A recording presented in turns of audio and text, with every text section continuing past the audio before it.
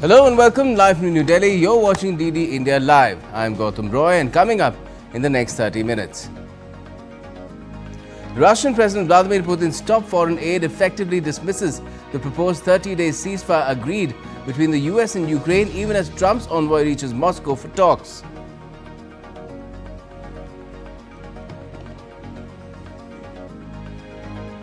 US President Donald Trump escalates tariff war with Europe, threatens 200% levies on all EU alcoholic products if tariffs on American whiskies are not scrapped. And Union Ministers Dr. S. Jaishankar and Ashwini Vaishnav reach out to over 100 global envoys for the first ever World Audio Visual and Entertainment Summit or WAVES 2025 on the 1st of May in Mumbai.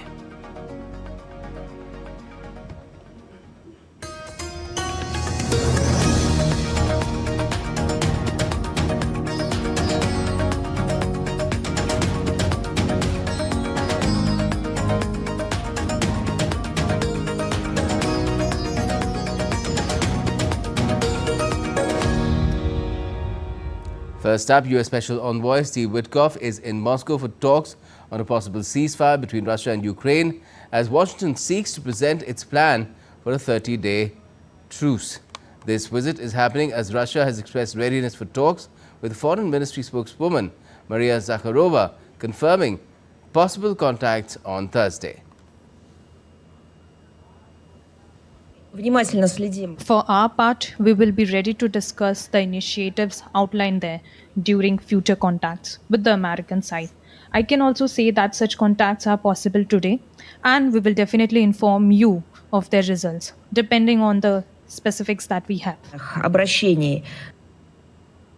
Further, Zakharova said that Russia would view deployment of any foreign troops or the construction of foreign military bases in Ukraine as unacceptable and take appropriate measures, noting that such activity would mean direct involvement of foreign countries in a conflict with Russia.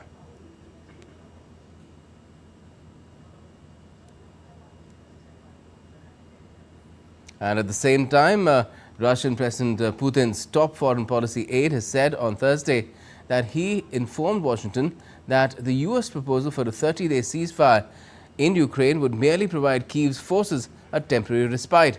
This comes amid Russia's recent advances and concerns over US President Trump's peace efforts, which have raised fears that Kyiv, backed by the West, could lose the war. This is nothing other than a temporary respite for the Ukrainian military. Our goal is a long-term peace settlement, and we are looking forward to a peace settlement which takes into account our legitimate interest and our concern, which are known. Nobody needs steps which imitate a peaceful path. And G7 foreign ministers have met in Canada to address Russia-Ukraine conflict, while US Secretary of State Marco Rubio has dismissed concerns about a potential US takeover of Canada. The US Secretary of State arrived in Canada ahead of a G7 meeting, marking the first visit by a US official since President Donald Trump's return to power.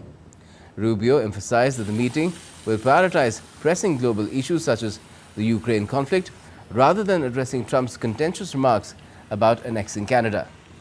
US Secretary of State is attending alongside representatives from UK, France, Germany, Italy, Japan and the European Union this meeting of G7 foreign ministers. Russia has presented the US with a list of demands for a deal to end the war against Ukraine as well. Now shifting focus to the US itself, as President Donald Trump on Thursday threatened to put a 200% tariff on all alcoholic products coming out of the European Union. In a social media post, Donald Trump said the European Union, one of the most hostile, and I'm quoting him here, one of the most hostile and abusive taxing and tariffing authorities in the world, which was formed for the sole purpose of taking advantage of the United States, has just put a nasty 50% tariff on whiskey. He also said if this tariff is not removed immediately, the US will shortly place a 200% tariff on all wines, champagnes and alcoholic products coming out of France and other EU represented countries.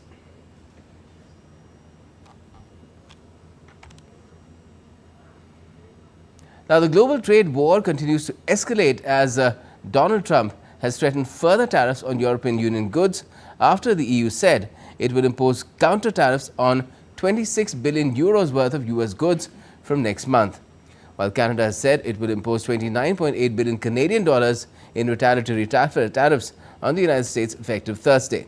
Expressing disappointment over Trump's tariffs, British Prime Minister Keir Starmer said his government will take a pragmatic approach and keep all options on the table. Fuzail Ahmed reports. Global trade war continues to escalate with the announcement of tariffs and countermeasures as US trading partners warned of retaliation for trade barriers. On Wednesday, US President Donald Trump threatened with further tariffs on European Union goods, with Irish Prime Minister Michael Martin at his side at the White House. US President Donald Trump criticized the EU member country for luring away US pharmaceutical companies. The European Union treats us very badly. They have for years. I saw that. I had it out with them in my first term. It did well, but we had to solve other problems, and we did. But European Union's been very tough, and it's our turn too. You know, we get a turn at that also, but they have not been fair. They sue our companies and win massive amounts of money. They sued Apple, won $17 billion. Trump's assertion came after European Union said it will impose counter tariffs on 26 billion euros worth of US goods from next month. Our countermeasures will be introduced in 2 steps, starting with April 1st and fully in place as of April 13th. In the meantime, we will always remain open to negotiations. We firmly believe that in a world fraught with geo-economic and political uncertainties, it is not in our common interest to burden our economies with such tariffs. The EU's countermeasures would target US goods like dental floss, diamonds, bathrobes, and bourbon, which likewise account for a small portion of the joint EU-US commercial relationship.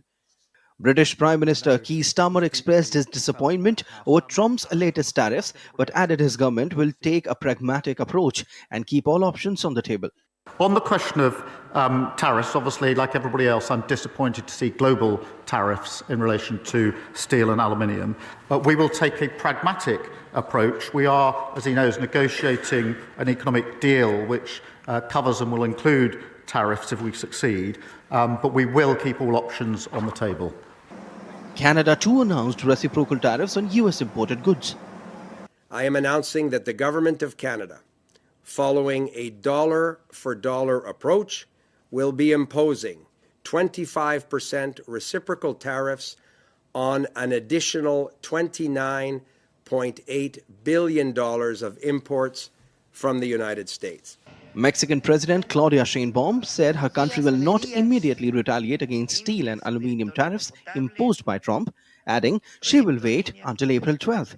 Trump's focus on tariffs has rattled investor, consumer, and business confidence and raised recession fears. Close US allies Britain and Australia criticized the blanket tariffs but ruled out immediate tit-for-tat duties. While Brazil, the number 2 provider of steel to the United States, said it would not immediately retaliate. Fuzail Ahmed reports for DD India. And the Democrats now seem to be getting their act together as far as confronting the Trump presidency is concerned. Democratic U.S. Representative John Larson criticized Elon Musk on Wednesday for failing to appear before a hearing of the House Ways and Means Committee, shouting at his Republican colleagues for blocking Musk's testimony. Larson accused the Republicans of prioritizing Tesla CEO Musk and U.S. President Trump over their legislative oversight duties. Why I do not understand why you would relegate this committee to no longer being of significance and resort to saying you will do whatever Elon Musk and Donald Trump tell you to do. Where's the independence of the committee?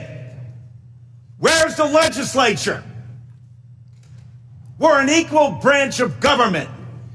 And you start off with a blather? That does not put him above the law or the responsibility to come before this committee in this Congress. If he's so great If these plans and all the fraud and abuse that he found are so evident, why isn't he here explaining it? Now, China, reiterating its opposition to U.S. tariffs on steel and aluminum, urged Washington to cancel the measures under Section 232 of the Trade Expansion Act. China's Ministry of Commerce spokesperson criticized the tariffs on Thursday, stating they do not enhance U.S. national security or support domestic industries. The tariffs imposed under President Trump include a 25% duty on all steel and aluminum imports, extending to various downstream products. The International Energy Agency, or the IEA, has warned that escalating trade war, particularly tariffs imposed by U.S. President Trump, could disrupt global oil demand growth. While global oil demand is expected to rise by over 1 million barrels per day in 2025, the IEA lowered its growth forecast for late 2024 and early 2025. Trade tensions, coupled with OPEC Plus plans to increase production, have led to concerns and lower oil prices. The IEA predicts a supply surplus of 600,000 barrels per day this year, contributing to a drop in crude prices. Israeli Prime Minister Benjamin Netanyahu has condemned a UN investigation on Thursday that accused Israel of committing genocidal acts in Gaza. Netanyahu called the findings false and absurd, criticizing the UN Human Rights Council as corrupt and biased. He also accused the body of ignoring war crimes committed by the Hamas and instead targeting Israel with baseless claims. Mark Carney will be sworn in as Canada's 24th Prime Minister on Friday morning. Prime Minister Justin Trudeau will submit his resignation prior to his successor assuming charge. Carney, a former central banker who led the Bank of Canada and the Bank of England, was elected leader of the Liberal Party of Canada on Sunday. According to people aware of the matter, Carney may retain current ministers, and among those likely to stay are Finance Minister Dominique LeBlanc, Foreign Affairs Minister Melanie Joly, and Industry Minister François-Philippe Champagne. Carney comes to power at a time when U.S. President Donald Trump has announced major tariff policy changes across countries, including Canada, and Carney has limited time to act on these challenges. Former Malaysian Prime Minister Ismail Sabri Yaakob appeared at the country's anti-graft agency on Thursday. Yaakob was questioned over corruption and money laundering allegations related to a government-funded publicity project under his administration. A grenade attack by a local gang in Colombia's capital killed 3 people and wounded 9. The attack took place in response to a conflict between 2 local organized criminal groups. A museum dedicated to Islam's central religious text, the Quran, has opened in Mecca's Hira Cultural District. The museum houses rare manuscripts, historical copies of the Quran, and interactive exhibits. These showcase the history of Quranic transcription and its preservation over the centuries. And still to come in this edition of DD India Live. In Pakistan, at least 25 remains retrieved from the train siege as Pakistan Prime Minister Shehbaz Sharif visits Quetta. And Prime Minister Surya Ghar's scheme in India has crossed a milestone of over 1 million rooftop solar installations.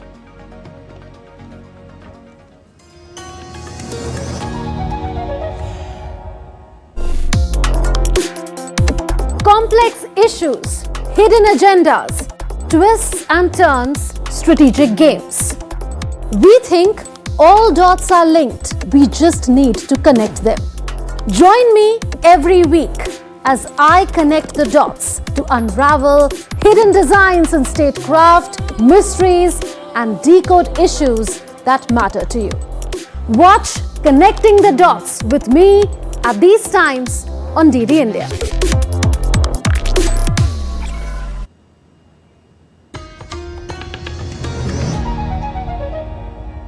Welcome back. You're watching DD India Live. I'm Gautam Roy. Now, at least 25 remains were recovered after a train hijacking in Pakistan's Balochistan province. Separatist militants bombed a railway track and stormed the train with 450 passengers. Security forces killed 33 attackers and rescued over 340 hostages in a 2-day operation. The Baloch Liberation Army claimed responsibility for the attack. Among the dead were 19 military personnel, 1 police officer and 1 railway official. Pakistan's Prime Minister Shehbaz Sharif has expressed grief and has visited Balochistan province as dozens of people rescued from a train hijacked by the separatist militants arrived in Quetta. India has gifted 50,000 ampules of furosemide injection to help address an immediate shortage in Sri Lanka hospitals. In response to an urgent request from the Sri Lankan government, the consignment was handed over on Thursday by Indian High Commissioner Santosh Jha to Sri Lankan Health and Mass Media Minister Dr. Nalinda Jayatissa at the Ministry of Health. India has consistently supported Sri Lanka's healthcare sector, providing medical aid during crises. Notable past contributions include over 25 tons of medicines in 2020, 500,000 Covishield vaccine doses in 2021, and a $1 billion credit facility for essential supplies in 2022. Additionally, India has funded healthcare projects including the 1990 Sua Syria ambulance service and hospital infrastructure development. This latest assistance underscores India's role as a reliable partner in Sri Lanka's healthcare needs. Holi, one of the major festivals of Nepal, of course even India, was celebrated in the hilly parts of the country on Thursday. Kathmandu's Basantapur celebrated Holi with people throwing colors and dancing to local folk music. Foreign tourists from China, US and Europe also joined the celebrations. Nepal's President Ramchandra Paudel has extended his greetings, emphasizing Holi's role in strengthening social harmony and national unity. In a significant step towards fostering international collaboration in the media and entertainment sector, India's Ministry of Information and Broadcasting hosted a special session in New Delhi in the run-up to the World Audiovisual and Entertainment Summit, that's WAVES 2025. The WAVES session is seeking to invite participation from different governments in a crucial global media dialogue scheduled to be held on the 2nd of May this year, ahead of the first WAVES declaration to be adopted in Mumbai. An MOU was signed between the Ministry of Information and Broadcasting and the Government of Maharashtra. The agreement stands on sharing the global media dialogue that will be held in the first edition of the WAVES Summit. Union Minister Vaishnav said that India is witnessing a major transformation in this sector with the usage of technology in a dynamic way. He added that a $1 billion fund will be generated or created for a creator economy. There is a major transition in the world of media and entertainment. We know the past when big filmmakers, big studios, very large production companies, they used to dominate and in a sense define the world of media and entertainment. That world where the community of creators was a small community is changing in a very major way because of the intersection of 3 different worlds: the world of creativity, the world of media and the world of technology. India's External Affairs Minister Dr. S. Jaishankar also elaborated on what WAVES truly represents. Listen in. WAVES represents the coming together of cinema, of the digital world, of content revolution, of the IT industry, and of global capability centers in India. Now, on its part, India happens to be a prolific producer, a mass consumer, an enthusiastic innovator, and an active global contributor. And Maharashtra Chief Minister Devendra Fadnavis said that the city of Mumbai is the perfect place to host the summit and added that the summit will boost the economy of the region as well. Maharashtra and particularly Mumbai is the perfect backdrop for this prestigious event. The city that never sleeps. Its roads are not just paved with gold dust but also with the stardust.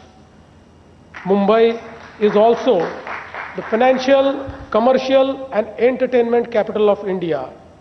embodies the spirit of storytelling, creativity, and innovation, values that align seamlessly with the objectives of Waves 2025. And India's Information and Broadcasting Secretary Sanjay Jaju highlighted various initiatives that will be taken under the Waves Summit. He added that Waves Bazaar will provide a marketplace for business partnerships and content acquisition, including the launch of the first ever e-bazaar for year-round global content trade. Waves Bazaar, a one-of-its-kind initiative, would be a marketplace which would offer content showcase alongside buyer-seller meets to foster business opportunities. WaveX, which is the Waves Accelerator, will allow the booming startup sector to get mentorship and funding. Waves Culturals and Concerts would have everything from classical performances to large-scale live performances and concerts which would blend both Indian as well as international talent. Now, in a major boost to India's ambitious future space missions, the Indian Space Research Organisation, or ISRO, has successfully completed undocking of SpaceX satellites. The space agency also revealed key sequence of events including success of SDX-2 extension, capture lever 3 released as planned, capture lever in SDX-2 disengaged, and decapture command issued in SDX-1 and SDX-2. And congratulating the ISRO for this achievement, India's Minister of Science and Technology, Earth Sciences, Dr. Jitendra Singh said, SpaceX satellites have accomplished the unbelievable dedocking, adding that this will pave the way for smooth conduct of ambitious future missions, including the Bharatiya Antariksha Station, Chandrayaan-4 and Gaganyaan. The minister further noted that Prime Minister Modi's continuous patronage keeps the spirit soaring. PM Surya Ghar Muft Bijli Yojana, the world's largest domestic rooftop solar initiative, has achieved a historic milestone with 1 million homes now powered by solar energy. Over 47 lakh, that is 4.7 million applications. The initiative has already disbursed 4,770 crore rupees in subsidies to over 600,000 beneficiaries. Launched by Prime Minister Narendra Modi in February last year, this groundbreaking initiative aims to provide free electricity to households by facilitating the installation of rooftop solar panels. And then sports now, India continues to assert its dominance at the World Para-Athletics Grand Prix being held in New Delhi. India leads the tally with 95 medals that include 33 golds, 29 silvers and 33 bronzes at the end of day 2. India is followed by the neutral para-athletes contingent, which stands at a distant second place with a total of 26 medals, with Uzbekistan rounding off the top 3. As the final day of the competition approaches, the Indian contingent remains poised for an even stronger finish. And that's all for this edition of DD India Live, but let us know your thoughts on the news of the day. And for those on the go, you can get all the latest news and updates from India and across the world on DD India's mobile app. It's available on both Android and iOS. You can scan the QR code and download the app now. And we'll be back with more as all news breaks here on DD India. I'm Gautam Royan from all of us here in Delhi. Thanks for watching DD India Live.